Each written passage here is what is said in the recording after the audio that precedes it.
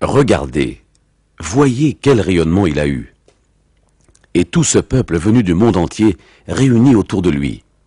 Peut-être parce qu'il était un philosophe, parce qu'il était savant, peut-être parce qu'il avait des moyens à sa disposition, parce qu'il disait la messe humblement, qu'il confessait du matin au soir, et qu'il est, et c'est une chose difficile à dire, représentant marqué des stigmates de notre Seigneur.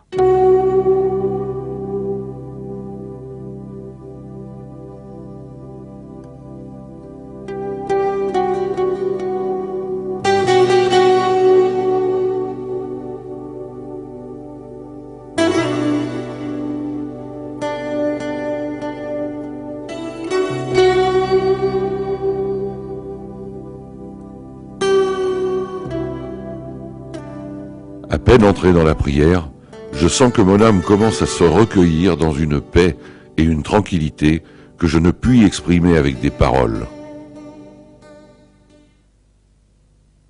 En somme, le problème est complexe. Il a été choisi par le Seigneur.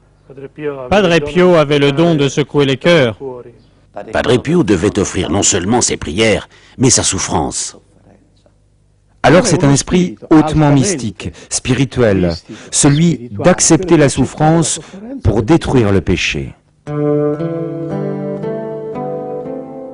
San Giovanni est un pays du Gargano dont le nom aujourd'hui est indissolublement lié à celui de Padre Pio, un frère discuté par beaucoup, critiqué par d'autres, combattu par quelques-uns, mais certainement très aimé d'un très grand nombre.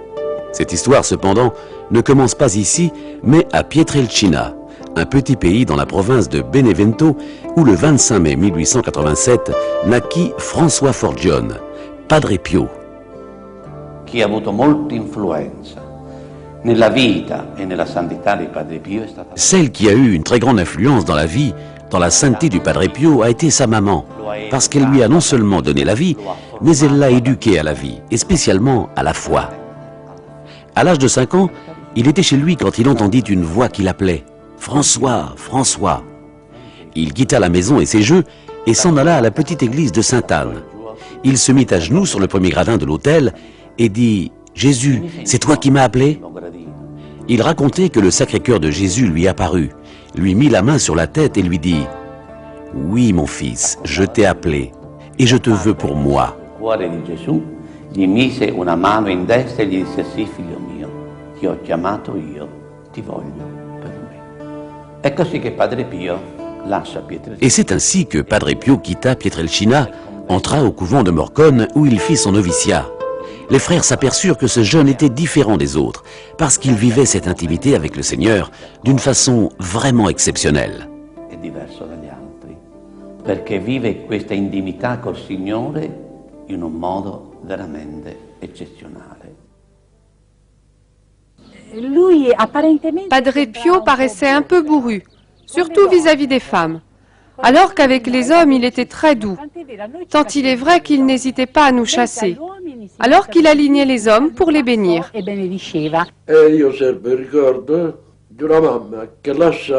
Moi, je conserve le souvenir d'une maman qui a laissé sa fille mourante chez elle et a couru désespérée chez Padre Pio. Elle put le rencontrer au confessionnal. Il se montra plutôt froid et ferma brusquement la grille du confessionnal. Imaginez le scandale, le bouleversement, le trouble de cette pauvre mère. Mais, quand elle revint chez elle, elle retrouva sa fille vivante, ressuscitée, parfaitement guérie. Qu'était-il arrivé? Les grâces qu'il obtenait ainsi, il les payait cher par des tourments corporels. Le grazie, ma coinvolgeva anche gli interessati, perciò li maltrattava. 40 anni fa siamo venuti con un gruppo di amici con le moto. Il y a 40 ans, nous sommes venus en moto avec un groupe d'amis lorsque les routes n'étaient pas encore goudronnées. L'un de nos amis se permit de dire « Qu'est-ce qu'on fait là à attendre celui-là » Mais au moment où nous sommes allés nous faire bénir, Padre Pio arriva devant ce garçon et lui dit « Toi, va-t'en, parce que tu n'as pas la foi. »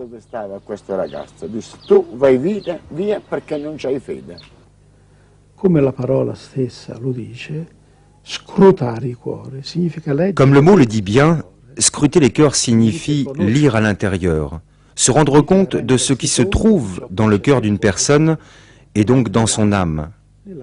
C'est un don que le Seigneur fait à certaines âmes particulièrement engagées dans l'apostolat.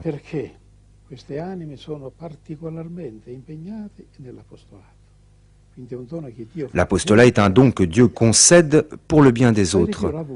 Padre Pio a eu ce don par lequel il lisait dans les âmes et scrutait les consciences. Et il s'en servait pour porter les âmes plus facilement vers Dieu.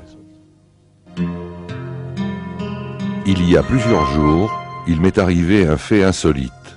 Alors que j'étais dans le chœur avec frère Anastasio, je me suis trouvé dans une maison bourgeoise où le père mourait pendant qu'une petite fille naissait. La bilocation n'est pas une fable, c'est un don mystique de Dieu. Cela signifie qu'au même instant, une personne est présente en deux endroits différents. Comment cela est-il possible ?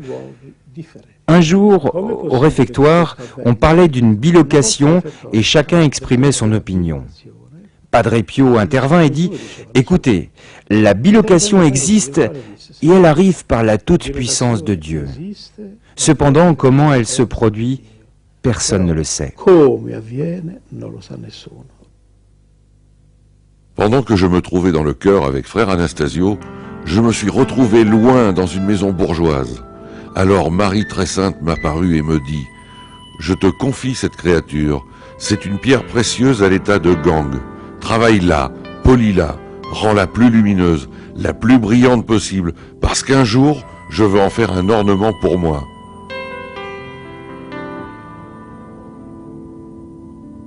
Comment cela sera-t-il possible? Je ne suis encore qu'un pauvre petit clerc. Je ne sais pas si j'aurai la fortune et la joie d'être prêtre. Et même si je suis prêtre, comment pourrais-je penser à cet enfant, étant moi-même loin d'elle? Et la Madone ajouta, « Ne doute pas, ce sera elle qui viendra vers toi, mais d'abord tu la rencontreras à Saint-Pierre. » Après cela, je me suis de nouveau trouvé dans le chœur. Cet enfant dont parlait Padre Pio naquit à Udine le soir du 18 janvier 1905. Des années après, la mère racontera que dans cette même soirée, elle aperçut la figure évanescente d'un frère capucin que personne n'avait vu entrer, mais qui s'éloignait dans les couloirs du palais. Dans l'été de 1923, l'orpheline, désormais demoiselle, se rend à San Giovanni Rotondo pour connaître Padre Pio. Malgré la grande foule, elle se retrouve en première file dans le corridor de la vieille sacristie. Et à son passage, Padre Pio s'arrête devant elle et la regarde.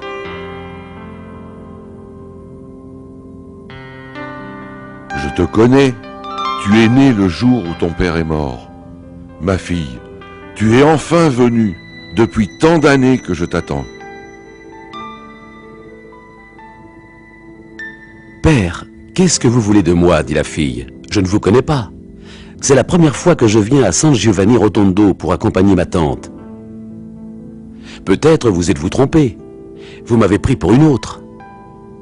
Non, non, je ne me suis pas trompé. Je ne t'ai pas pris pour une autre fille.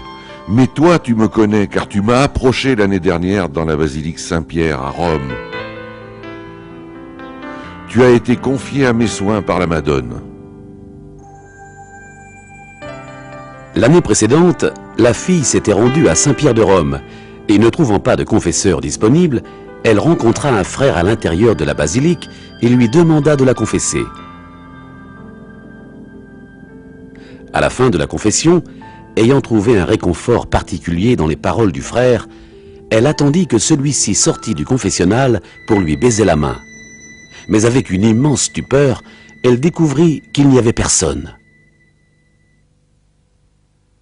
Padre Pio était un frère un peu spécial, car il avait les stigmates, et les fidèles allaient plus volontiers se confesser près de lui.